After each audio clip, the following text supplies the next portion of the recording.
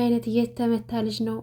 ፋዘርን እንዴት እንዳሸማቀቃቸው እንዴት እንዳሳፈራቸው ባልጠበቁት ሰዓት ከች ብሎ የፍቅር መቀስ ማነው? እስኪ ፋየውና ፋኖሴ አብረው እንዲሆኑ የተመኘ ኮሜንት ላይ ብዙ ጊዜ አይቻለሁኝ። ፋያውና ፋኖሴን አንድ አድርጉልን፣ መጋባት አለባቸው፣ አብረው መሆን አለባቸው የምትሉ የብዙዎቻችሁ አስተያየት እንደሆነ አይቻለሁና ይሄ የሁላችንም ምኞት ነው። ምክንያቱም አቶ ኖላዊና ፋኖሴ ብቸኛ ሰው ናቸው፣ አንዳቸው ለአንዳቸው አስፈላጊ ናቸው ብዬ አስባለሁ። እዚህ ጋር ግን ተምቹና ጆሮ ጠፍተው ነው የከረሙት። ነገር ግን አቶ ኖላዊ ለመጀመሪያ ጊዜ ተምቹን ሲያው በጣም ደንግጦ ስለነበረ ከየት መጣ እንዴት መጣ የሚለው ጥያቄ አልመጣላቸውም ነበር። ነገር ግን ተምቹ ከተመለሰ በኋላ ለጆሮ ሲነግረው የተፈጠረውን ነገር እያንዳንዱን ነገር ለጆሮ ሲነግረው፣ ጆሮ ደግሞ እንዴት ፋያው አልተከተሉህም ይህን ያህል ጊዜ ጠፍተን እና እንዴት ሳይፈልጉን ቀሩ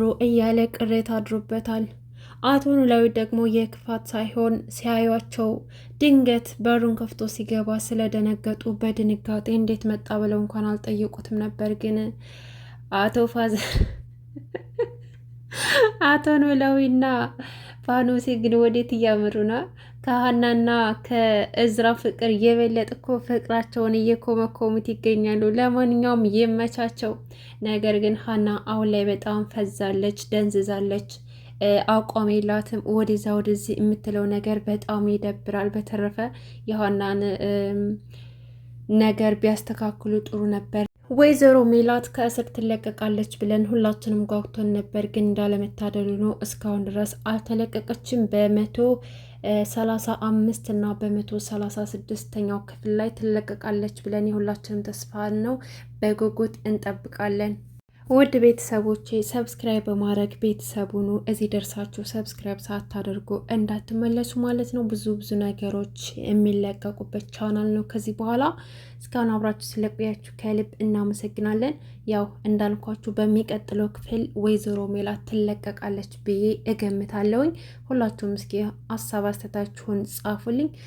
ኖላዊ ድራማ አሁን ላይ እየቀዘቀዘ ነው። አዳዲስ ነገር ያስፈልገዋል። ምክንያቱም ሁላችንም ጓጉተን ዛሬ ምን ተፈጠረ፣ ዛሬ ምን ተካሄደ ብለን ጓጉተን ስለምንመጣ አሁን ላይ ግን ምንም አዲስ ነገር የለም። በቃ በየቀኑ ሁሌም አዲስ ነው፣ ሁሌም አንድ አይነት ነገር ነው እና እኛ ደግሞ አዲስ ነገር ነው ማየት የምንፈልገው። የሚያጓጓ ሰስፔንስ የሚያደርግ ነገር ነው የምንጠብቀው። ከእናንተ እንደምታስተካክሉ ትልቅ ተስፋ አለኝ።